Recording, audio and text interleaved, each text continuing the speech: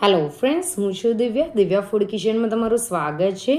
શું તમે પૌવામાંથી આવો ટેસ્ટી નાસ્તો બનાવ્યો છે? એકવાર ખાશો તો વારંવાર બનાવશો। માત્ર 15 મિનિટમાં તૈયાર થઈ જાય છે અને ખૂબ જ ઓછા તેલમાં બને છે અને સાથે આ સ્પેશિયલ ચટણીનો ટેસ્ટ કમાલનો આવે છે। ચાલો હવે સરળ અને હેલ્ધી નાસ્તો કેવી રીતે બનાવવો તે જોઈ લઈએ। તો સૌથી પહેલાં અહીંયા બાઉલની અંદર 2 કપ જેટલા પૌવા લઈ લીધા છે। અહીંયા આપણે જે પૌવા બટેકાના જે પૌવા આવે છે તે જ લીધા છે। તેને આપણે 2-3 વખત પાણીથી વોશ કરી દેવાના છે, કેમ કે તેની અંદર બધી ગંદકી હોય છે અને પાણી હોય એ બધું જ કાઢી નાખવાનું છે। આ બધું પાણી કાઢી નાખ્યા પછી તેની અંદર ચોખ્ખું પાણી એડ કરીને આપણે 5 મિનિટ માટે તેને રેસ્ટ આપવાનો છે, જેથી પૌવા એકદમ જ સોફ્ટ થઈ જશે। ત્યાર સુધીમાં આપણે બીજા બોલમાં અડધો કપ જેટલી સૂજી લેવાની છે, અડધો કપ જેટલું દહીં લેવાનું છે। દહીં ફ્રેશ લેવાનું છે, ખાટું નથી લેવાનું, એનું ખાસ ધ્યાન રાખવાનું છે। બધું જ બરાબર મિક્સ કરી દેવાનું છે અને તેને પણ હમણાં રેસ્ટ પર મૂકી દેવાનું છે। ત્યાર સુધીમાં આ બાજુ 5 મિનિટ પછી આપણા જે પૌવા છે એકદમ ફૂલી ગયા છે, તો આપણે તેને ચાળણીની અંદર આ રીતે કાઢી નાખવાના છે, જેથી વધારાનું પાણી નીકળી જાય। ત્યાર સુધીમાં આપણે ચટણી બનાવીને રેડી કરવાની છે। તો મિક્સર જારની અંદર અડધો કપ જેટલું સૂકું નારિયેળનું છીલ લઈ લેવાનું છે, 1/4 કપ જેટલા જે દાળિયા આવે છે તે લેવાના છે, લીલા મરચાં, કોથમીર એડ કરી દેવાની છે, અડધો કપ દહીં એડ કરવાનું છે, અડધી ચમચી જેટલું મીઠું એડ કરવાનું છે, બધા જ ટેસ્ટને બેલેન્સ કરવા માટે 1 ચમચી ખાંડ એડ કરવાની છે અને બધું જ બરાબર ગ્રાઇન્ડ કરી દેવાનું છે। ગ્રાઇન્ડ કરતી વખતે જરૂર મુજબ પાણી એડ કરીને આપણે તેને આ રીતની ચટણી બનાવીને રેડી કરવાની છે। હવે આ ચટણીને આપણે બીજા બાઉલમાં કાઢી લેવાની છે। આ ચટણીની ઉપર આપણે એકદમ જ ટેસ્ટી એવો વઘાર કરવાનો છે। તો વઘારિયાની અંદર 1 ચમચી તેલ એડ કરીને તેની અંદર 1 ચમચી રાઈ એડ કરવાની છે, લીમડાના પાન એડ કરવાના છે અને 2 સૂકા લાલ મરચાંને તોડીને એડ કરવાના છે અને આ ગરમ ગરમ તડકાને આપણે ચટણીની ઉપર એડ કરી દેવાના છે। આ ચટણીને હવે આપણે મિક્સ કરી દેવાની છે। તો ફ્રેન્ડ્સ, જોતાં જ મોઢામાં પાણી આવી જાય એવી ટેસ્ટી આ ચટણી બનીને રેડી થઈ છે। તમે આ ચટણીને કોઈ પણ નાસ્તા સાથે ખાઈ શકો છો, ઇવન ઇડલી, સાંભાર, ઢોસા ગમે તેની સાથે પણ ખાશો, ખૂબ જ ટેસ્ટી લાગશે। એને હમણાં સાઈડ પર મૂકીએ।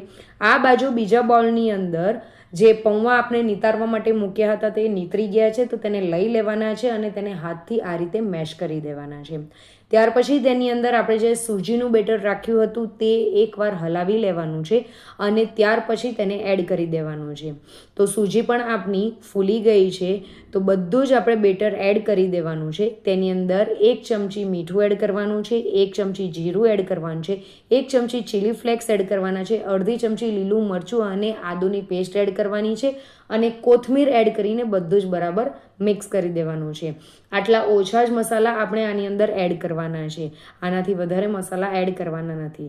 હવે બધું બરાબર મિક્સ કરીને એ એક લોટના ફોર્મમાં આવી જાય એ રીતે આપણે બધું મિશ્રણ રેડી કરી દેવાનું છે। અહીંયા સ્ટીમરની પ્લેટ લઈ લીધી છે, સ્ટીમરની પ્લેટને તેલથી ગ્રીસ કરી દેવાની છે। આજે આપણે નાસ્તો બનાવીએ છીએ એ સ્ટીમ કરીને બનાવવાનો છે, એટલે આપણે સ્ટીમરની પ્લેટ પહેલેથી જ સ્ટીમ કરી દેવાની છે। આ બાજુ જે મિશ્રણ આપણે રેડી કર્યું હતું તે આપણે રેડી કરવાનું છે। તો હાથની ઉપર આપણે તેલ લગાવી દેવાનું છે, ત્યાર પછી થોડું મિશ્રણ લેવાનું છે અને તેને બંને હાથથી આ રીતે નાના નાના ગોળા વાળીને રેડી કરવાના છે। અને આપણો આ નાસ્તો દેખાવમાં સારો લાગે તેના માટે અહીંયા મેં પહેલી જે આંગળી આવે છે તેનાથી વચ્ચે કાણું કરી દીધું છે, અથવા તો તમે મેંદુવડાનો જે શેપ આવે છે તે પણ તમે આપી શકો છો। અહીંયા મેં ફક્ત કાણું જ કર્યું છે, તમે આખું જ હોલ પાડી શકો છો। તો આ રીતે હું બધો જ નાસ્તો બનાવીને રેડી કરી દઈશ। તમે આને સેલો ફ્રાય પણ કરી શકો છો અથવા તો ડીપ ફ્રાય પણ કરી શકો છો, પણ હું અહીંયા આ નાસ્તાને સ્ટીમ કરીને બનાવવાની છું, એટલે મેં નાસ્તાને પહેલેથી સ્ટીમરની પ્લેટમાં જ ગોઠવીને મૂકી દીધા હતા અને આ બાજુ સ્ટીમર પણ ગરમ કરવા મૂકી દીધું હતું। તો હવે સ્ટીમરની અંદર સ્ટીમરની પ્લેટ મૂકી દેવાની છે અને ઢાંકીને તેને એટલીસ્ટ 10 મિનિટ માટે સ્ટીમ કરવાનું છે। 10 મિનિટ પછી હું તમને ખોલીને બતાવું છું, તમે જોઈ શકો છો કે આપણા જે નાસ્તો છે એ એકદમ પરફેક્ટલી થઈ ગયો છે। ચપ્પુ મારીને તમારે એકવાર ચેક કરી લેવાનું છે તો આ જે નાસ્તો છે એને આપણે કાઢી નાખવાનો છે અને તેને એકદમ જ ઠંડો પાડી દેવાનો છે. ઠંડો પડ્યા પછી જ આપણે આની ઉપર તડકો કરવાનો છે અથવા તો પ્લેટમાંથી કાઢવાનો છે. તો ઠંડુ પડ્યા પછી તમે જોઈ શકો છો કે ઇઝીલી એ નીકળી જાય છે. હું દબાઈને બતાવું છું, એકદમ સોફ્ટ છે, એકદમ ઇઝીલી તૂટે છે. આની અંદર ના તો સોડા નાખ્યો છે, ન તો ઈનો નાખ્યો છે, તો પણ આપણો આ જે નાસ્તો છે એ એકદમ જ મોઢામાં મૂકતા જ ઓગળી જાય એવો બનીને રેડી થયો છે. તો હવે આનો ટેસ્ટ ઓર વધારવા માટે આપણે તેનો વઘાર કરવાનો છે. તો 2 ચમચી જેટલું તેલ એડ કરી દેવાનું છે. તેલ ગરમ થાય એટલે તેની અંદર રાઈ અને જીરું 1 ચમચી એડ કરવાના છે. 2 ચમચી તલ એડ કરવાના છે. 1 ચમચી ચીલી ફ્લેક્સ એડ કરવાનું છે. 1/4 ચમચી હિંગ એડ કરવાની છે. લીમડાના પાન એડ કરી દેવાના છે.